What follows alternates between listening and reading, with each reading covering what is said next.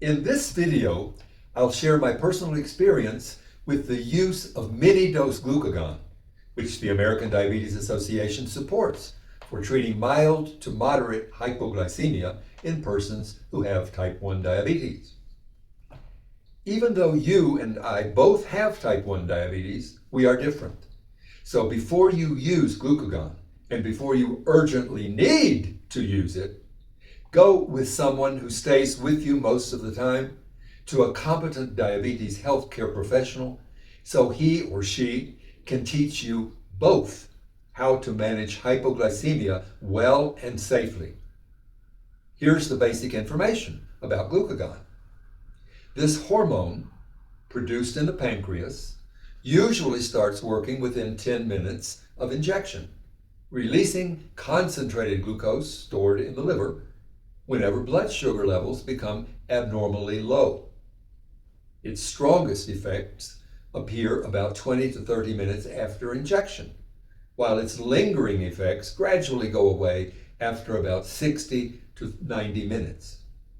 Except that, for those who have type 1 diabetes, the pancreas does not produce enough glucagon to correct the hypoglycemia. Therefore, faced with a serious low blood sugar, we inject the missing glucagon to reverse hypoglycemia. Reviewing the values in my continuous glucose monitor, you'll see why I decided to inject a mini dose of glucagon, as well as how it worked to normalize a hypoglycemia of 53 milligrams per deciliter.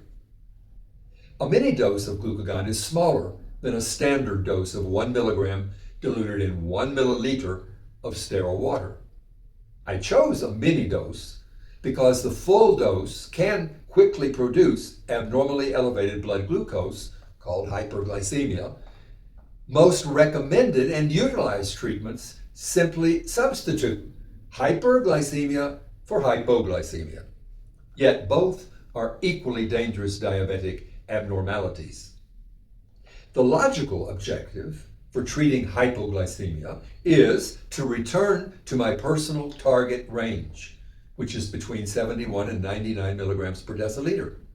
You, with the healthcare professionals who help you manage your diabetes, should establish your own individual glycemic goals. So how did the glucagon mini dose work? My continuous glucose monitor contains all the data needed to understand what happened and how it turned out. I began the day with hyperglycemia of 129 milligrams per deciliter at 3 a.m. after injecting a correction dose of 2 units of ultra-rapid insulin analog.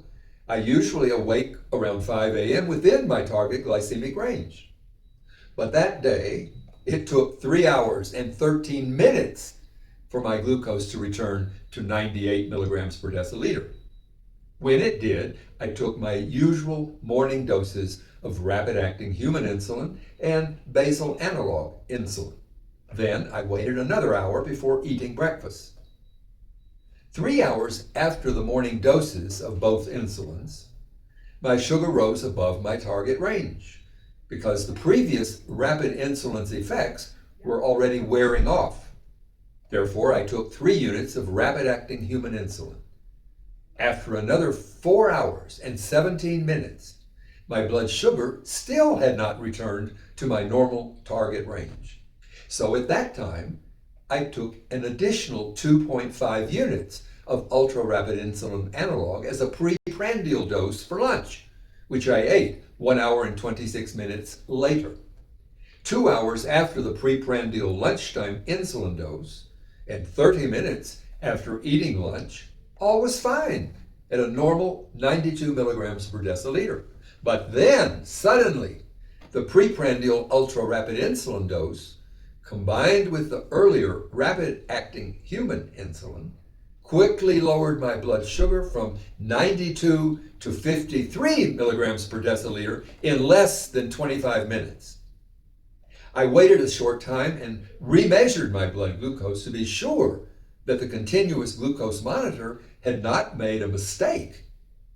From previous experiences with afternoon hypoglycemias, I thought that glucose tablets alone might take a long time and do a poor job of counteracting the sudden fall in blood sugars provoked by a small excess of preprandial ultra-rapid insulin 2 hours and 38 minutes ago. Quickly, I prepared a sterile insulin syringe with 15 units of glucagon and injected this mini dose into the V-shaped deltoid muscle of my left shoulder. An intramuscular injection produces effects more quickly than a conventional subcutaneous injection. Apart from this single mini dose of injected glucagon, I added no foods, no glucose tablets to the treatment of the 53 milligrams per deciliter hypoglycemia. So how did it work out? Glucagon normally begins to raise blood sugar levels within 10 minutes. In my body, it required about 27 minutes to begin working. But after 44 minutes, I was back again in my normal target range with 73 milligrams per deciliter. My blood glucose remained in my personal range for 3 hours after the injection of glucagon. My original concern was whether this mini dose of glucagon might move me into the hyperglycemic range. It did not. 3 hours after the intramuscular injection, the peak rise was to 99 milligrams per deciliter. This tutorial reports general information, not personalized for you and your body. The glucose values mentioned in this video are solely my own.